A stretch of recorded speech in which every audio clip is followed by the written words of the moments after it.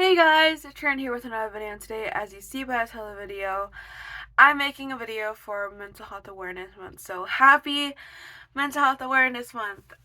Before I get started, thank you so much for 300 subscribers.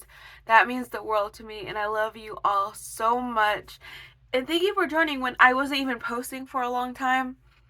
I am going to start getting into the rhythm, but as most of you know, I started a new job a in-person job, so it's going great. And I don't know if I can say the name of the company I work for, but I am working in fast food for right now, and then hopefully next year I'm going off to college. I still need to get my scholarships and stuff in order, and hopefully by then I'll be moved out into my own place and happier than ever, because mental health is sucky where I live now. The vibes aren't it. Anyways, leave a like, subscribe, and hope you enjoy this wonderful video about mental health. I never really talk about like my experience in therapy, but therapy really helps, at least for me, from what I can see, and from what I learned from past friendships and family relationships. It's horrible if the person that keeps telling you they want help and then you get them help and they just won't really be open or just refuse to get the help to begin with. It really sucks and it's horrible for everyone around them. I A former friend of mine that I used to bring a lot on my channel or talk about a lot on my channel, who I'm no longer friends with because of how bad her illness got, and I tried helping her. I tried giving her family advice, but right now there's nothing really I can do. It's mostly up to her parents and her at the moment. But I don't know what to do. Her sisters try to help, but it's just not working out. But anyways, in my opinion, being open and honest with my therapist, talking about my deepest, darkest secrets that I won't even tell my own mother about or my friends about yet, because it's so like stuck in my heart about it, if that makes sense. Because when I first got to when I first got diagnosed with what I got, I was having a panic attack in the office talking to this lady about my issues. And when I even talked to my therapist afterwards, it was really a lot to take in, and I am gratefully at a stable level now, even though I'm not taking my meds. So if my therapist watching or my med provider, yeah, I'm taking my meds. I'm totally am. But anyways, yeah, I am currently diagnosed with moderate depression, anxiety, and PTSD. And I know some of those words aren't really that bad except for PTSD, and I don't really take any medication for my PTSD, just for nightmares that I haven't really been taking, because my nightmares has been long gone for a while now because we moved past that stage in my life. And therapy, but with meds and therapy really helps me a lot. I know when I first started, I told my grandfather, like, I don't want to be on meds. I don't want to be controlled by symptoms and have to rely on it for most of my life. But now, like, going to therapy, talking about it, and actually like saying like, hey, yeah, this is really good for me. It helps me get out of bed every morning. It helps me feel a lot better about myself. Even though that social battery still gets pretty low sometimes, and I do have to take a break from hanging out with friends a lot. So even though being around certain people actually spikes up my battery, and to the point where I act like a goofy, crazy person, but lately it hasn't been going up for some reason. Like, I don't know, it hasn't been spiking as high as I thought it would, but it's probably just because of me not taking my meds. But anyways, I had went to therapy multiple times in my life. I started going to therapy as young as 5 years old, I think. And they never really helped me, but mostly I went to therapy not because of my mental health issues, probably a little bit of it, but mostly because I have ADHD and autism, plus I had like a speech impediment, and I still sometimes speak weird and my words grumble, and sometimes you can't really understand me.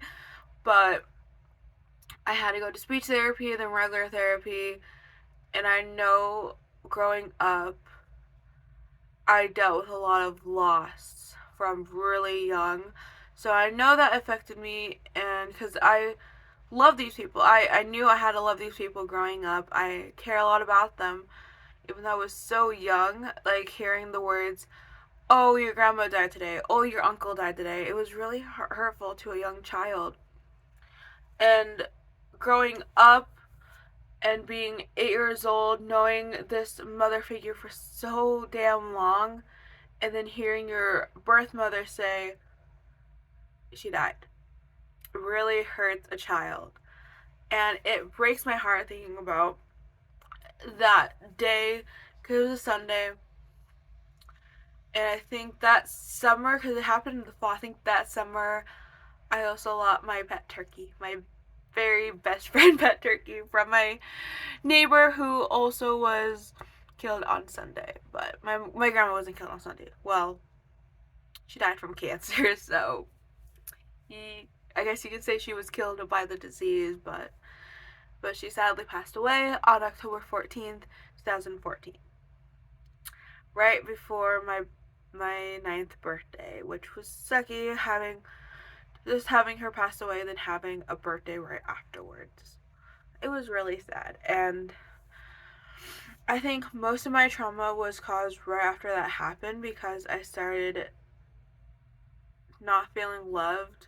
I felt lonely all the time, and I honestly turned to people online for support instead of talking to people in my real life about my issues, to the point where I got into relationships way too young. Like I was 9 years old to 13, 14 years old, dating guys from 16 to 21 years old.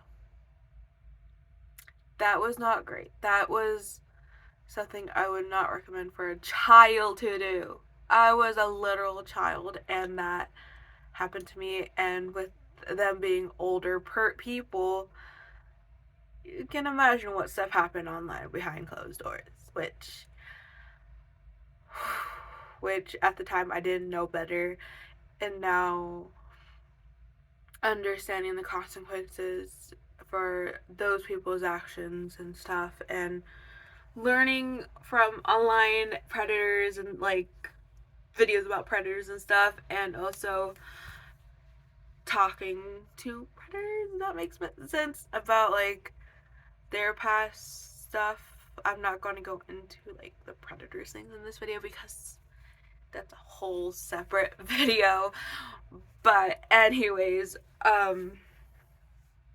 past that, um I knew very young I had, even thinking about it, I did have some form of depression, and I didn't really start developing anxiety until I was like 14, 15 years old.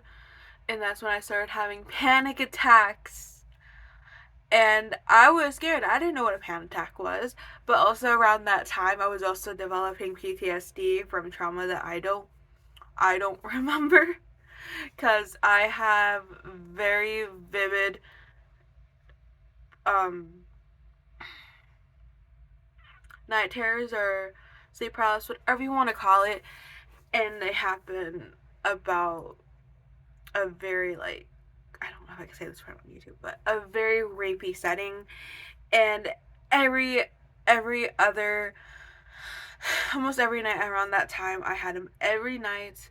And then when I got older, they magically stopped after a month of that happening. And then recently, a few months ago, like actually the first of the year, I started having them again on and off. And then I talked to my therapist. She said I should take some nightmare meds, and they helped a lot with those nightmares and stuff, but they still happen once in a while. But I know they're not real, if that makes sense. Like, let me rephrase this. Before the trauma that happened in 2020 to me, I had these sleep paralysis. And I believed at the time where I was at in my faith in God, I honestly thought God was sending me these messages warning me about what could happen from my decisions at the time. But I didn't really listen. I just thought I was going crazy and that it was just because of the videos I was watching at the time.